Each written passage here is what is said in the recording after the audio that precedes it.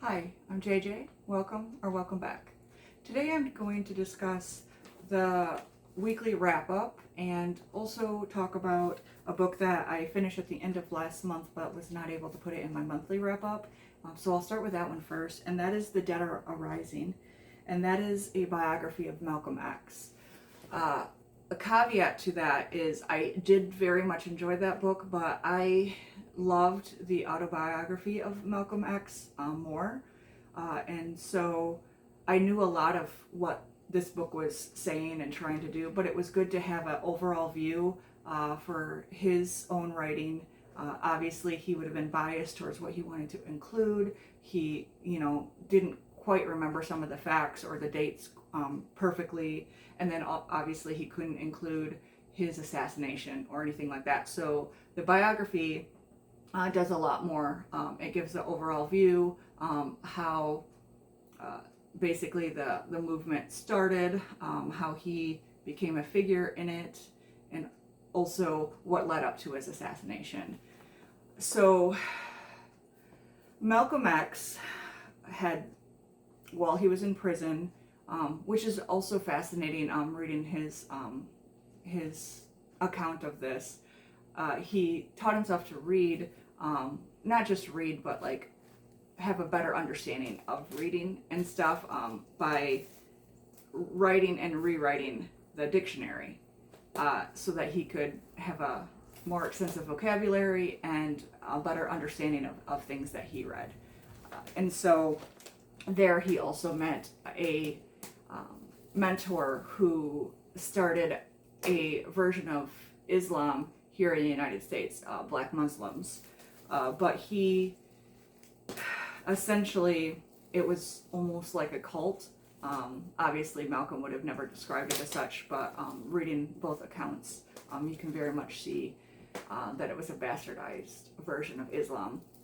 And so he and one of the fellow followers, Elijah Muhammad, were gaining all the support, converting a lot of black people to Islam during that time. And so the Dead Are Arising is a phrase that Malcolm used, representing or saying that the blacks were now coming out of their sleep, out of their slumber, and were awakened to what was really had been done to them over the years, all the injustices, and how to pull themselves out from under the white man's thumb and fight for their rights. He allowed them to see their dignity and the beauty within them and the worthiness as being black people. So what he did for this community was outstanding. He even, because he had to detox, he had actually started helping a lot of people get off drugs and everything, because that was one of the tenets of the movement, is to be clean, and how you can't fully see how everything that you can be if you're under the haze of drugs. The way that he had been so successful and in detoxing so many people, making sobriety a huge thing, was actually later used throughout different treatment plans because of his success. But he started to see cracks within their system, especially when Elijah Muhammad later claimed that their mentor had been Allah come to earth to reclaim and re-enlighten his people, and that he himself was the son of Allah, son of God. And so he started showing Malcolm the differences between this cultish-like religion that they were following and true Islam. Malcolm had made a pilgrimage to Mecca and was, you should actually check out on YouTube, he has a really great statement about how it felt to be among other people of the truth faith, and how, as a black man, he had never felt so accepted, especially than having to come back home to the United States. I know that there's on YouTube his actual speech and stuff about this, but the autobiography is definitely a recommend anyway. It's one of my favorite autobiographies. So these fractures within the two leaders started making Malcolm basically a pariah in his own organization that he helped create, he helped build, because they were saying that he was going against the prophet, that he couldn't be trusted, and all this stuff. And eventually it was his own followers, his own congregation, essentially, that assassinated him later on. But the book, The Dead Are Rising, also shows the differences between Martin Luther King Jr. and Malcolm X, and their ways of trying to raise up their people and have fight for civil rights and injustice and stuff like that. So it was interesting to see how, even trying to do the same fight, they still had different motivations, and they did still want a different end game, but they were still trying to do the same thing. So I do recommend that, but I also highly recommend the autobiography of Malcolm X. And if you are interested in another really great autobiography, one of my favorites is Born a Crime by Trevor Noah. And that's about his life during apartheid in South Africa. So another social justice, civil rights type of story, and seeing what oppression does to an entire society. The other ones that I listened to during this last week, People Love Dead Jews by Dara Horn. This one was really interesting. She was talking about how we love to talk about, like the martyrs, especially Anne Frank and other survivors of the concentration camps of the Holocaust, but how they mean more to us if they are not survivors. If Anne Frank had died, or had lived rather than died at such a young age, then would she be this rallying call that we have? Would she be this required reading that we have in schools? Or is it just because she was dead that we can now use her as a martyr rather than care about the fact that she could have lived? And another thing that was interesting is she had mentioned how Anne Frank had heard that it was important to keep documentation of this atrocity, because that would be sometimes the only documentation we had that it existed, that these people existed, that this terror was real. And so she started to actually edit her own journal, knowing that it could have been something that needed to be preserved, and she wanted to do something good. So instead of being the terrified journals of a child, she tried to alter it and make it she said that they were still good people, or people were mostly good, prior to seeing the horrors that awaited her. And so, not that you don't trust her journal or anything, but just know that it is haunting as it is, that she was still censoring herself and still editing herself for a mass audience, because they know that, like this author was saying, that we care more about them once they die than we care while they're living.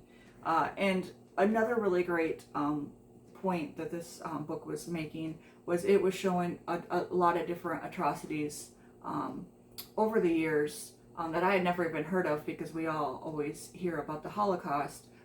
But what about, and I didn't realize this, a lot of Jews were in Manchuria, so they were basically discriminated against and really badly treated in near China, and but even worse so when the Japanese invasion came, and they were also brutally killed and tortured and stuff during this occupation, just for being Jewish. So there was a lot of times in history. And also, she mentioned, where they're featured in books or even like in Shakespeare with the the Merchant of Venice, and so how they're viewed and how we talk about them when they're alive versus when they're dead was just an interesting concept. And especially, I read it and felt it was relevant to what was going on today in the world. And so, with what Israel is doing, the genocide that they're committing, it's actually very detrimental, especially to the Jewish population in the diaspora. So in the United States, I know we have very, very strong anti-Semitism. We're very strong on a lot of things here right now. And so it's very detrimental to the ones who are not supporting their government and these atrocities, but are still Jewish and therefore will always be discriminated against. So it was just an interesting exploration of how we have always viewed them in the past, and how she started the book when she was in an honors class in school, because she herself is Jewish, that other honor students didn't believe that she could be Jewish because she had blonde hair and blue eyes. And they were like, well, isn't that Hitler's master race? Isn't that what he wanted? Why would, I didn't realize that that's what Jews looked like. And it was, she had said, it's because most people don't actually know Jews. They just know the stereotypes of them, or they know the dead Jews of the past, which I found intriguing as a starting point for the story. And then the other ones that I listened to, a lot of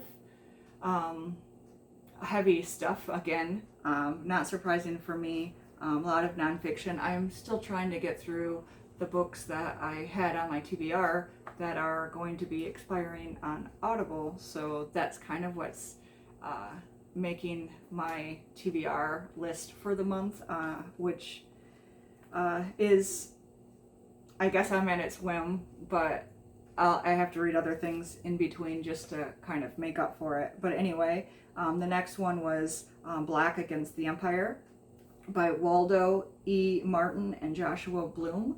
And this was about the Black Panther Party. I found this one utterly fascinating.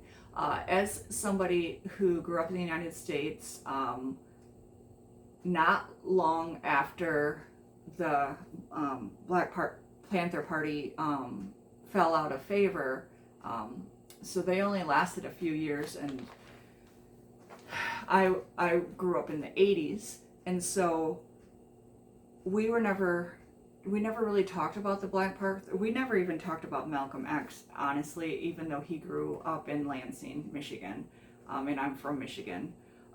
They were just not something that we talked about, and if it was talked about, the Black Panther Party, everybody fell for Hoover's propaganda that it was evil and that he had to save us from them. So that was what was still being perpetrated against that backdrop in history when I was growing up.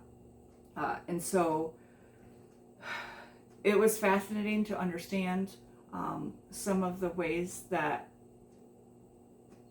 they terrified the United States government. And it wasn't because they were open carrying weapons and they were fighting back against police. And yes, there were some police shootings, especially when they were being attacked, they fought back. What actually terrified Hoover was when they started doing free lunches for children. And they were feeding, 1,200 kids a day at one of their branches, or one of their branches was. Or the fact that because of this, the whole community started embracing them, not just Black people, but, all walks of life, all classes. You could be a drug dealer, or you could be wealthy, but or not overly wealthy, but just a middle class white person, and still support wanting to take care of the children. And so that scared Hoover. And so did the fact that they refused the draft. One of the things that they demanded was, why should Black people in America fight other brown people across the world for a war that they didn't believe in, perpetrated by a government that was keeping them down. So they wanted to refuse the draft. And so those were some of the things that had to be clamped down on by our government, because they didn't want them to have more control, more power, more following, because what they were asking for was legitimate concern to many people, especially with the anti-Vietnam War movement raising across the country. They didn't want the coalition between regular protesters, anti-war protesters, with the power and support of the Black Panthers. So, of course, Hoover, J. Edgar Hoover, who was director of the FBI, did a smear campaign for them. He did the same thing with Martin Luther King Jr. Actually, at the time of his death, Martin Luther King Jr. was protesting the war in Vietnam as well. But nobody ever talks about that part, because he was actually falling from favor, because of a lot of his supporters wanted him to focus on the civil rights movement here at home and not globally. And so that part is always missed when people talk about Martin Luther King Jr. So anyway, Black Against the Empire discussed all of this. It also showed how the different presidents interacted with them and let them down. And when Nixon finally came in, a lot of people may not realize, but he actually had some of the most progressive reforms passed, even though he was very conservative. But the reason that he did that was to clamp down on what the Black Panther Party was trying to do. So that's why he stopped doing the draft, and that's why he started doing assistance and stuff for, government assistance and different stuff like that, providing for our kids, providing for the poor. He tried to do that so that he could take that power of community away from the Black Panther Party. They were very socialistic, which is another thing that terrified Hoover, because he was stoutly anti-communist. And so anything that was anti-capitalistic or anti-imperialism was therefore then branded communist and needed to be shut down.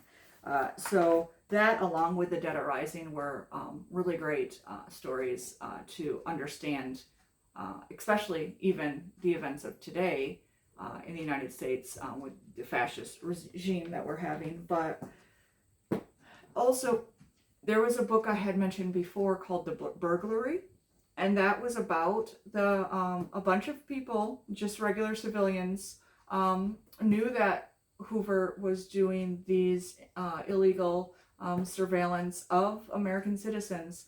He was especially doing it on college students, especially if they were protesting the war, much like is what's being done now.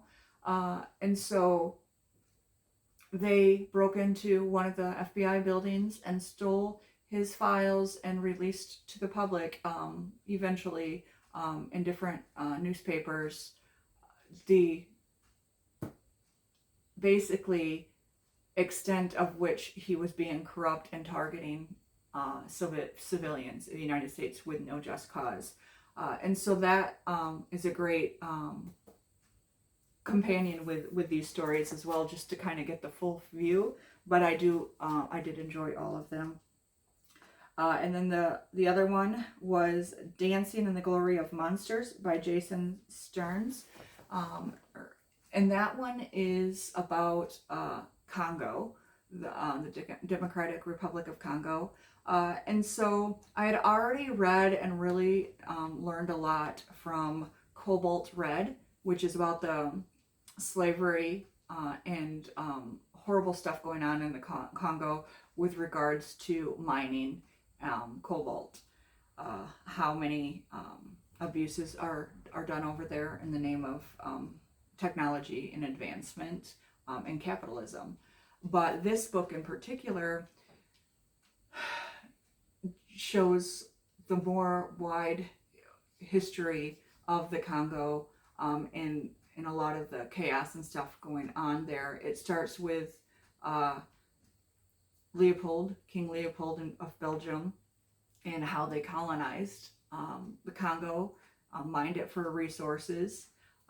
The rubber trade was a huge one. And then later on, once they had gained their independence, they also have now been surrounded. Their neighbor is Rwanda. They had to deal with the effect of the Rwanda genocide, the Hutsis and Tutsis, in the 90s, the early 90s, and how a lot of them then became refugees and settled in the Congo. And then there was continuous in-group fighting, and it kind of just swept over into the Congo instead of staying in Rwanda. And then you also have the Rwanda government backed by people like the United States, and how they are trying to get the resources from the Congo. A lot of it was the diamond trade. They were fighting with Uganda to try to master or control the trade, even though neither of them had diamonds in their own country. They were using and pillaging the Congo. And how in the 90s through the early 2000s, how there was multiple civil wars, but it wasn't a civil war with a country fighting itself from within. It was multiple foreign countries fighting for control over these mines, over control of resources on Congolese land. So you had foreign governments backed by other foreign governments, all here, pillaging the land. The amount of, they mentioned the amount of women who had been raped through the course of those wars is astounding to believe. We never call any of that a genocide, even though it's a group of people being killed by multiple groups of people. But the atrocities done there in the name of advancement, in the name of money, in the name of power, and proxy wars being fought, all that stuff just, it was a fascinating read because we only hear how they can't, they can't control themselves. They can't rule themselves, because look at all this stuff that's happening, and we're not discussing what led to it. We're not discussing the fact that it's all surrounding them. And yes, there are their own corrupt people within, but that's not the only stuff that's happening around there. So it was very eye-opening. I'm very glad that I read that one. And I do need to read a lot more about different African history, because I don't know. That is a blind spot for me. So I also listened to How Europe Underdeveloped Africa by Walter Rodney. And so that was Africa in general. It was a dry read at times, a very important read, but it just wasn't as engaging as some of the other stuff that I read this month had been.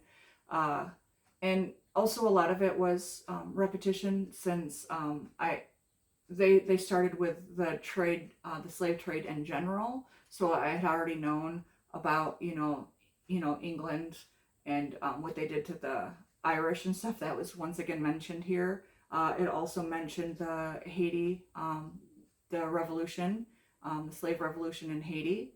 And I had already read a book about that. So a lot of the beginning stuff of the book was just kind of going over stuff that I had already just read about. But it was still interesting, because it talks about all the different materials that the world tries to pillage from Africa, all the atrocities committed there for those, but also how even when they're being colonized and they're supposedly allowed to work their own land and maintain some of the profits, the amount of taxes that they had to endure, basically as tribute type of thing, made it impossible to ever have control of your own destiny, how to try to get ahead. At one point, and I can't remember, I'm pretty sure it was the Dancing with the Glory of Monsters book, but it was talking about how the taxes, they are taxed so much because the government expects them to have to lie, cheat, kill, steal, to get ahead. So they're expecting them to,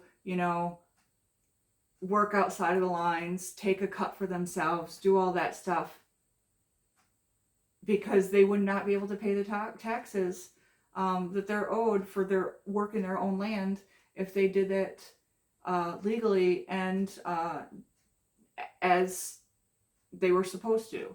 And so you have to step outside. You have to become, the monster that the book was mentioning. So that part was fascinating, that there's even when you're working your own land and trying to make a profit, there's literally no way for you to get ahead. And so, of course, they're going to resort to violence and to all this, other stuff that's going around within their country. So anyway, those are the nonfiction books that I listened to so far this week, finishing up last month though. And just to say, for this month of October, I found out, thank you, Angelina, that there's October, Edgar Allan Poe. I'm planning to reread some of my favorites from him, especially The Telltale Heart and Cask of Amontillado. I do want to reread The Raven, just because I only recently learned, and I don't know why I didn't know this before, that ravens can talk like parrots and stuff. They literally can speak. And so the Raven and Edgar Allan Poe saying evermore, or Nevermore, makes so much more sense now. And I kind of want to read it knowing that, especially knowing that he would have had to learn that phrase from hearing it from someone else. So it kind of makes the story even more eerie. But I don't know. I personally found that interesting. Anyway, so I do want to read some Edgar Allan Poe. And also, I found out from Angelina as well that it's Victober, which is Victorian literature. And since it is October and spooky Halloween month, my reading for Victober is, I had already started it. It's The Invention of Murder by Judith Flanders. And the subtitle is How Victorian Reveled in Death, Detection, and Created Modern Crime. And so it's already a fascinating read. I don't want to talk much about it. I'll save that for that video. But I'm reading this along with, I'm going to read The Study in Scarlet by Sherlock Holmes, or Sherlock's Holmes story by Sir Arthur Conan Doyle. I've only read a few of the Sherlock stories, and I've always wanted to read this one, so this is just my push to read it now.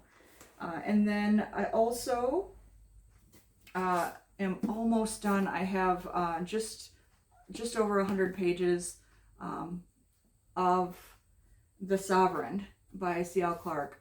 I don't want to talk about this book either until I might just do a story just with this, because this is the last in a trilogy.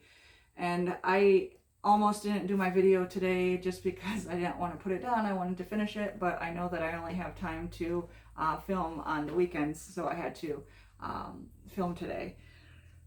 But oh my gosh, this book is it's fantasy. So you got magic, you got shapeshifters and stuff. You have political mess. You have alliances that are betrayed and that fall. You have every character in here is morally gray, and you have to be okay with that, because there's a war going on, and you honestly, there's so many people you like on both sides, and you don't know, like, I'm really concerned with how it's going to end. There's such high stakes within this whole series, but with this book specifically. So you have the political intrigue, you have, it's a story about essential colonization. So you have race dealt with, class dealt with, and you have a intriguing queer relationship between the two protagonists, which are actually the two antagonists if you think about it in the whole story. And so there's so much to love about this book, so much to like delve into it, so much that upsets you about this book. Like, one of the main characters is the colonizing queen, who actually does want to change the way it's always been done, but she still did inherit a throne. She is still in control of a country that's not hers. And so it's really hard, like, even though you know that she's the main character, to like all aspects of her, because she is brutal in wanting to maintain her power, because she thinks that she's the only one who, you know, like, if she gives it up to somebody else, they might not have the best interests of all people at heart like she does. But as she says that, she's still keeping people down whose land it is and who have every right to be upset at her. So it's really hard to fully root for her. But then you have the people who are rising up, who are also doing very sometimes not just morally gray things, but just such horrible things that you don't fully want them to win either. And so it's a war with, you know, casualties, with bad things happening on both sides, good people turning bad, people you're not sure you should like, you're not sure if you agree with everything that they're doing, and just it's such a delight, and not a delight because it is hard read. There's a lot of hard stuff, but it's just so great to see a book that plays so well in the gray area, that doesn't preach one way or another. It shows you all sides of the story, and you have to live with the consequences. I really, really have enjoyed this series, and as eager as I am to figure out what happens, I'm also going to be sad to end this story and be away from these characters. I might not be as sad if they all end up dying at the end, but I am so grateful for this book, and I recommend it to anyone. There is, since it is sort of a romantasy,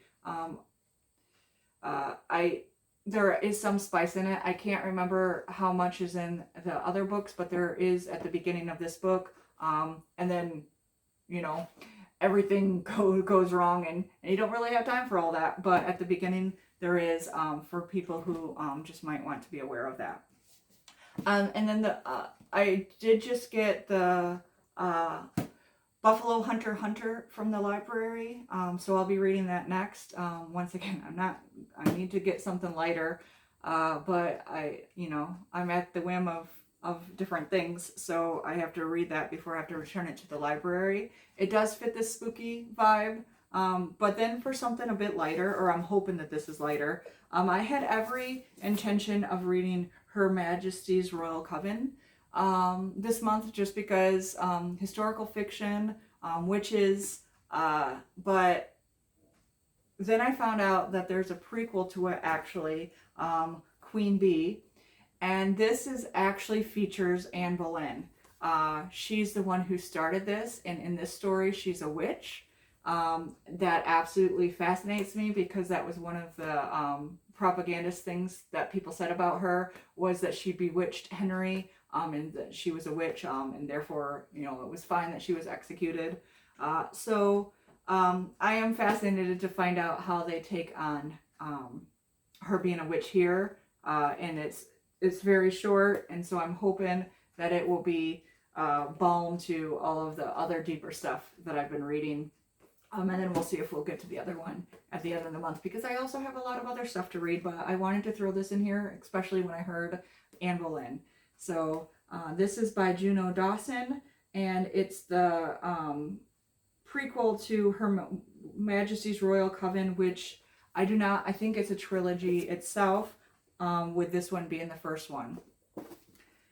So those are the books I've read so far this month, some of the stuff that I am working on for the month, and as always, I know things will change as I have to kind of work through what I have access to, and how quickly I need to read it before I lose access to it. So anyway, happy reading. Thank you for watching, and I guess happy October with all its spookiness.